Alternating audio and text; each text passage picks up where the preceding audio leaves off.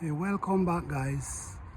All right, guys, so I finally put on the plastic to the top because I think we have our fourth frost coming tomorrow, which it mightn't be that heavy, but I'm not taking no chances.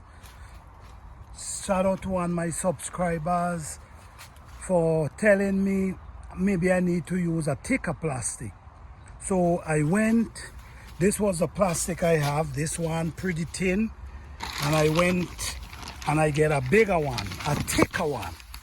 So the thicker one might keep off the coldness even more. So I wrap the thicker one over, some of it over it, and I put on the covering already.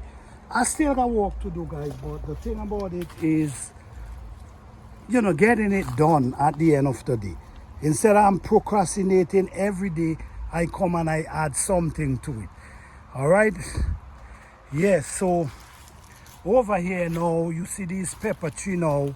You see, this is what I'm saying. Procrastinating does really cause situation because now I supposed to already prepare these peppers already, and I'm still here. And then tomorrow is the fourth frost.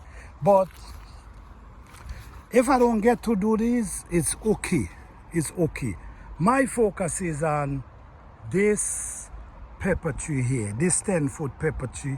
I'm actually trying to protect it, guys. Follow me on this journey and let's make it work, guys. So far I have it in there and it's doing pretty well. It's still holding on the blossom and them still on. It's still hold on the peppers, so it's doing good. So now trying to protect it from that serious frost that coming.